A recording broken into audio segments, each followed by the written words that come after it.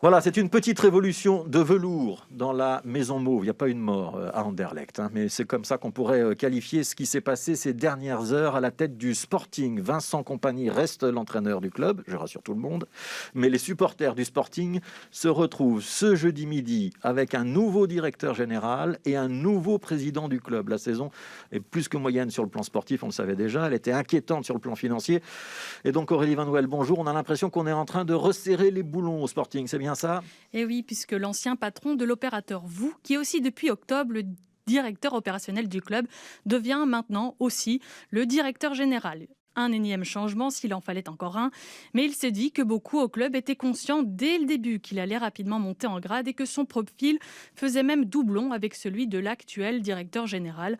Karel Van Etvelt, arrivé au poste il y a moins d'un an, n'a pas trouvé sa place aux côtés du nouveau président Van de Noot et de Mark Cook. Il a donc choisi de démissionner, une erreur de casting pour Christophe Ranken, journaliste sportif à l'ADH. Il n'était peut-être pas finalement suffisamment armé pour être. Il est un peu novice encore dans le football finalement. Il avait un regard un peu naïf, un peu révolutionnaire, mais qui ne correspondait pas à la réalité du terrain. Et donc ça ne convenait finalement pas du tout. Et je crois qu'Anderlecht, finalement, ils ont dit ça va encore nous faire un petit déficit d'image, vu qu'on a changé tellement de choses dans le club, au niveau aussi des directeurs sportifs, maintenant même des présidents, etc. Mais tant pis, il faut redresser le tir. Si Van Etvelt est un grand supporter du football, Jos Donville, lui, est un véritable amoureux du ballon rond, de ses clubs et de leur gestion.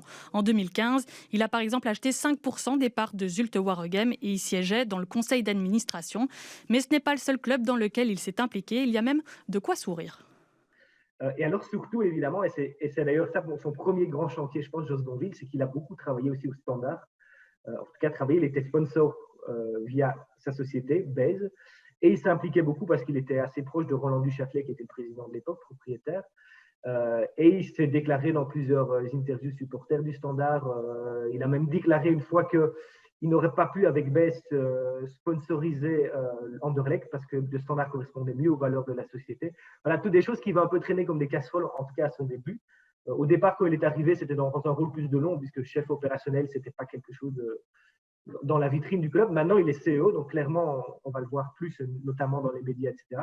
Et je pense que ça va être vraiment son premier chantier, c'est un peu travailler son image et expliquer qu'il a été sans doute supporter du Standard quand il était directeur, enfin pas directeur, mais sponsor là-bas, mais que son image a évolué, etc. Parce que au niveau des supporters, il y a eu pas mal de retours négatifs rien qu'avec ça.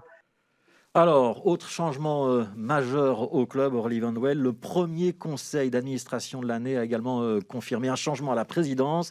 C'est désormais Wouter van de Noot qui est vraiment président. Et oui, il avait accepté ce poste en juin, mais devait d'abord vendre ses parts dans l'agence de joueurs Let's Play avant de prendre ses fonctions dans le conseil d'administration. Ça y est, c'est dorénavant fait. Il remplace donc maintenant Mark Cook, qui reste propriétaire du club, et il va falloir rattraper ses erreurs. Il a parfois dépensé énormément d'argent pour un seul joueur parce qu'il était un peu amoureuse footballistiquement de ce joueur, alors que ça ne valait pas du tout le jeu et surtout que Anderlecht ne pouvait pas se le permettre. Donc Van de Noot, il est beaucoup plus froid. C'est vraiment quelqu'un qui va analyser quelque chose, qui sait qu'Anderlecht ne peut pas dépenser 1 euro sans l'avoir bien calculé, bien analysé avant. Et donc je pense que c'est l'homme de la situation actuellement, clairement. C'est peut-être pas celui qui va faire le plus rêver absolu, qui va promettre on va être champion, on va essayer de regagner des Coupes d'Europe, etc. Il sait que c'est étape par étape, mais clairement, il est très, très ambitieux. Donc, il ne veut pas regarder. Il n'est pas venu à Anderlecht pour essayer de toujours jouer la 4e ou la 5e place. Il veut retrouver le titre, mais à moyen terme. Et donc, il connaît le travail qu'il faut derrière.